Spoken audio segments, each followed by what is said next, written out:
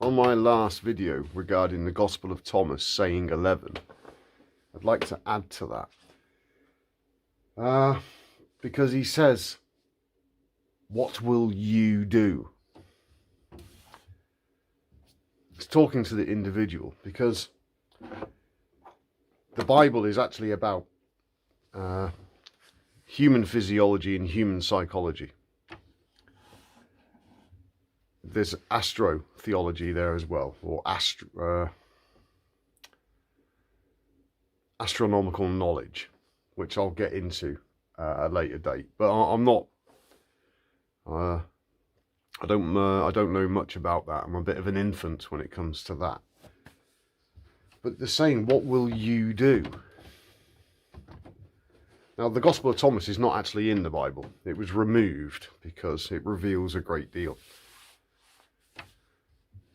What will you do? The individual, not groups. It's a narrow path. And it's a narrow path because only one person fits on it, you. And that narrow path, incidentally, is inside you. It's not on the left, it's not on the right, it's not the duality, it's central. That's the narrow path. It's also found represented symbolically in the yin and yang. And it's where the black and white meet, you see the path. Yea, as I walk in the valley in the shadow of death, your rod and your staff comfort me.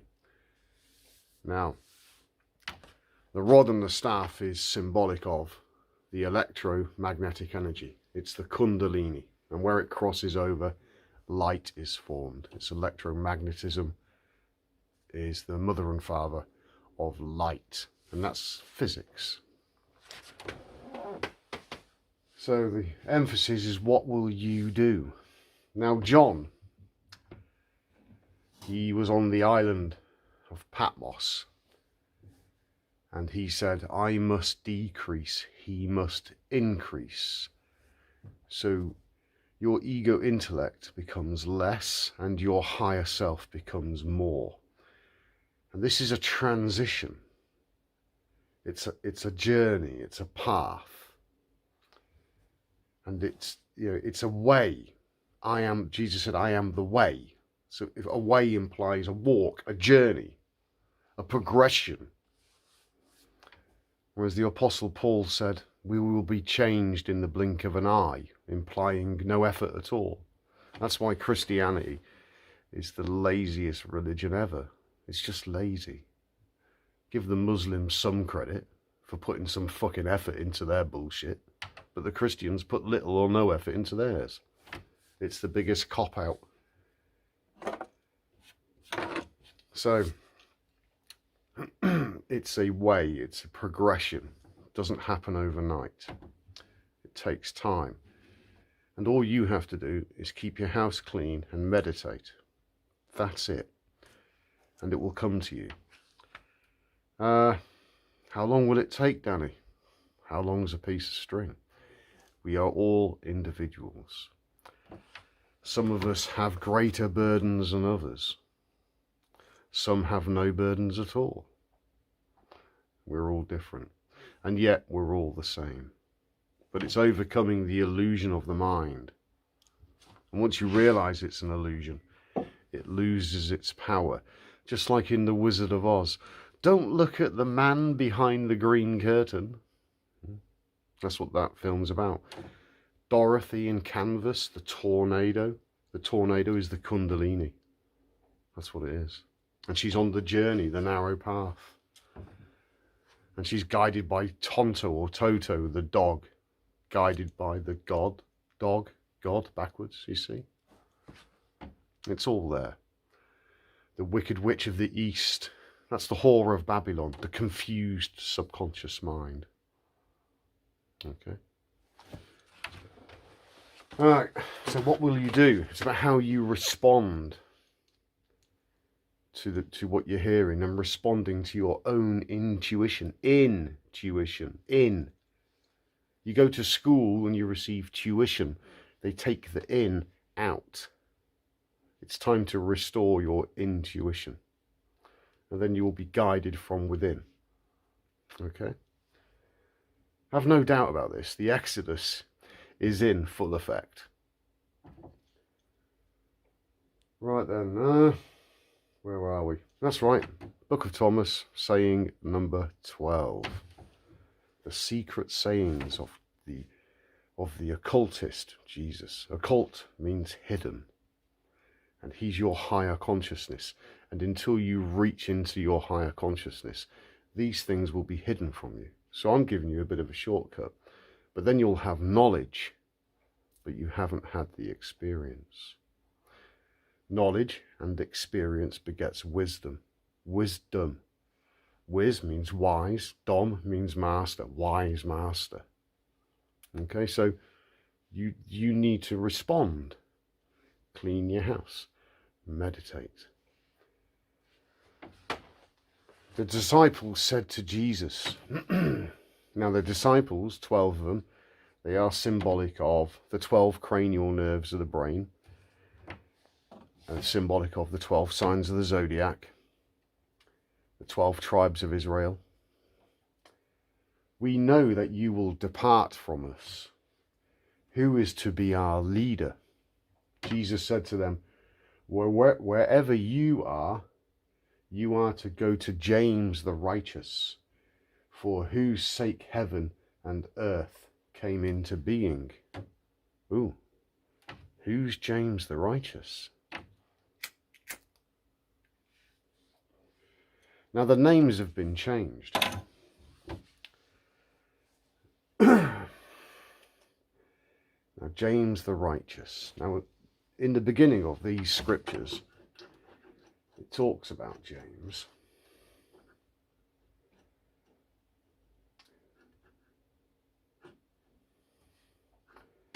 These are the secret sayings which living Jesus spoke and which Judas Thomas wrote down.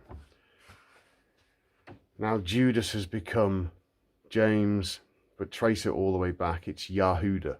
And Yahuda means related to Yah. Yah is the symbolic name of the universe consciousness. So you need to go to James the righteous. So where is he?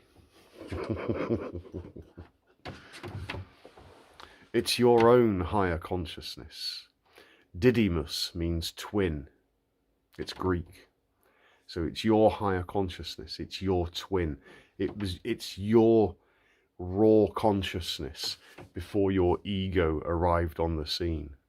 It's the original you. It's your first love, the one that you have forgotten. That is James the righteous. So how do you go to him? You meditate, and you will be guided from within. Your intuition will guide you. And as you're being guided, you'll do things that your ego won't agree with. You'll find yourself in a quandary, and you'll make drastic changes and little changes. This is why the journey's difficult, because you'll do things that you'll question. But there's an overwhelming intuition that you have to do these things.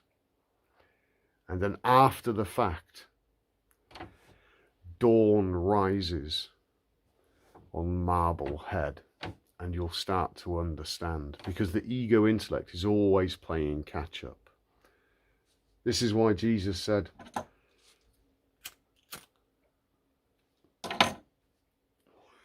when you are giving alms, the right hand should not let the left hand know what it is doing.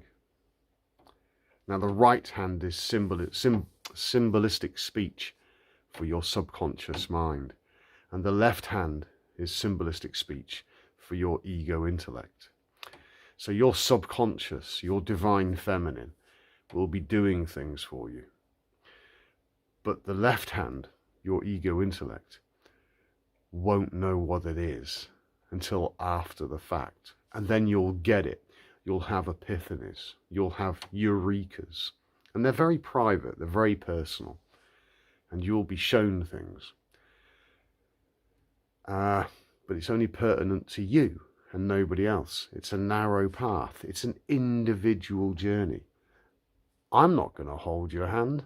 I'm having my own journey. You have yours. I'm merely telling you what these simple scriptures mean so that you can chew the cud like a clean animal and then part your hoof and go your own individual way. You see how simple it all is. Now, giving alms is charity. This is not about giving money to the poor. This is about you making an offering. Imagine it like this. The universe is your father, and nobody visits him. Nobody pops up on his radar to say, hello. Can you imagine how disappointing that is? To pop up on the radar, you have to clean your body out so it will function as nature intended at a higher level. And to get in tune with the universe, the Father, you have to turn off that babbling monkey mind that is always on permanent send. Yap, yap, yap, babble, babble, babble. And you do that in alms, by giving charity. You meditate. And when you turn that off, you are then open-minded. Things can get in. And it goes into the subconscious and it reveals itself to the ego with the passage of time. And as I've explained, then you'll have these moments where you'll have clarity, a degree of clairvoyance, huge amounts of intuition. And initially, it will knock you sideways. You might think, fuck, I'm losing my mind. That's not such a bad thing, because the mind is not in charge, although it likes to think it is. It's a servant that has noticed that the boss isn't doing very much, so it's taken over, when in fact it should be just a servant. That's all the ego is. It's a servant. Nothing more, nothing less. And where was I?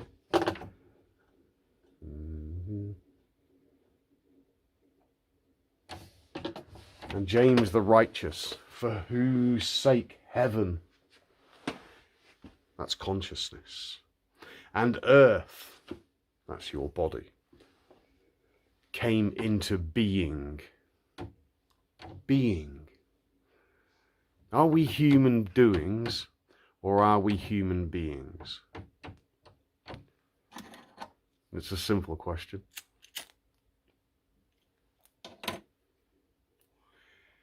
We've become human doings. We rush backwards and forwards, and we're just doing things, not thinking, not really being in the moment. The moment means mind. MO, modus operandi. The mode of operation of the mind. Not watching what the mind's doing. Not eating what's put before us. But when you're in the moment, things reveal themselves. It's when you're in the moment that you are a human being. But if you're caught up in the stage of life, washed about with it, then you're a human doing. So you have to be mindful. And it's difficult. But that comes with meditation, because what you experience in meditation filters into your daily life. If you was to meditate, let's say you're a hectic person. If you have a desk that's a mess, 10 pounds to a pinch of shit that your head is a mess as well. But if your desk is orderly and tidy, then your mind is probably orderly and tidy as well. But it's good to turn the mind off, because we've all got problems. But when you get to turn the mind off, then you're open-minded. Things can come in and solutions just present themselves. Now, it's not like you receive a voice in your head that says, right, you need to do this, you need to do that. It's an intuition. It's an intuitive thing. And it starts off with, in my case, some of the things that I used to do, a mild discomfort that increased over time to the point of immense agitation, to the point where I fucking hated what I was doing. As it says in the scriptures, do not do what you hate. And this is how your inner teacher works. It will keep exposing you until you finally get it. And then you respond and walk away from the things that are not good for you, that are not in keeping with higher consciousness.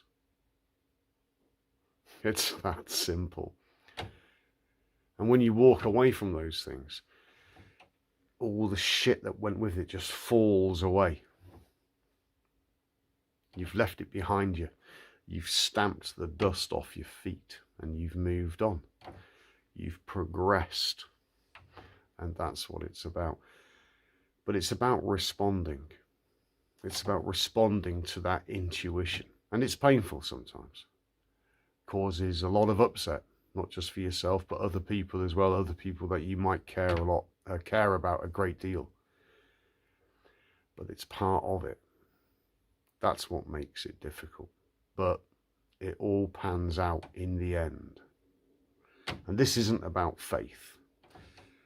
Your journey might start with faith, but it will progress into a knowing. You will know. And when you know, that can't be taken from you. And when you know, there's nothing else to know. Books, seminars, YouTube videos. I share these videos and this stuff so that people can understand it for their own betterment. And even bigger than that, I seek no validation for it, and I certainly don't seek money for it. It's free. It's so free, in fact, that you can't even give it away during the day, because people have to find it for themselves, and it's inside you. Everything happens inside you. Nothing happens out there. Nothing. Nothing at all, ever.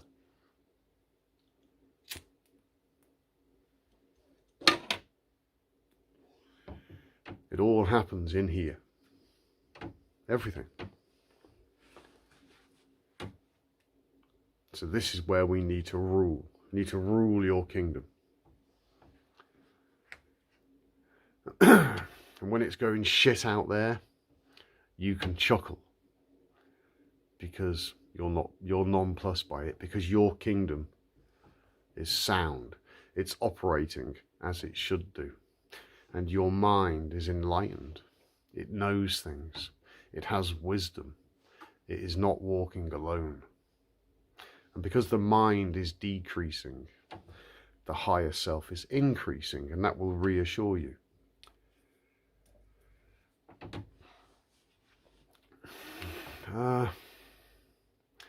Let me explain the rapture to you.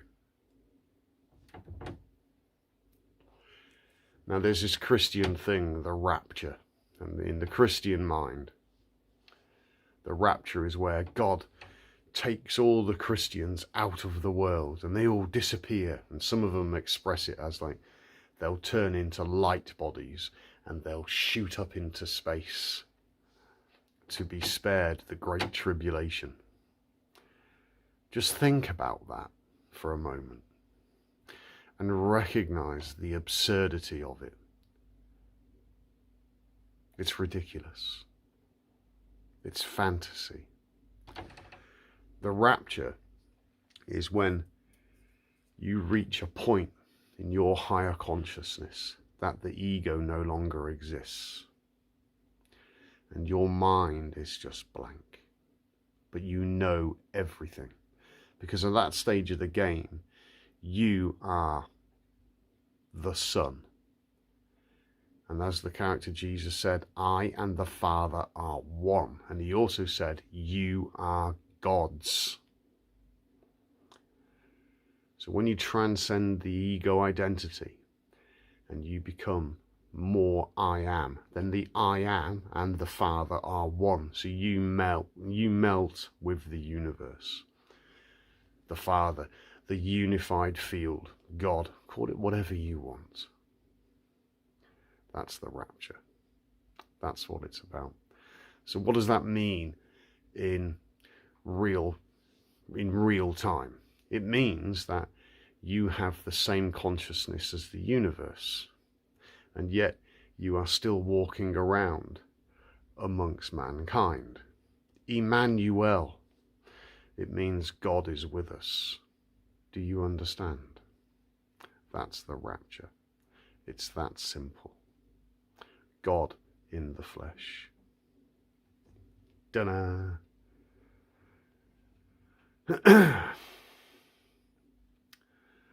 Just imagine what you would be capable of.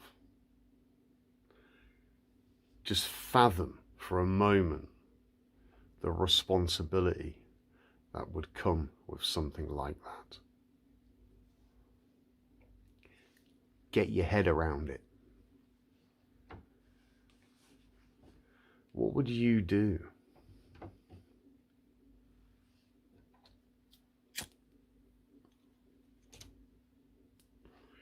We're back to that question again, aren't we? What will you do? Now, for some of you listening, you might think, right, okay, I'm kind of getting that. But he's telling us that we become the Father because we've overcome the ego. We've transcended the mind and the body. And it's an avatar. And the universe will be working through me. Yes, exactly.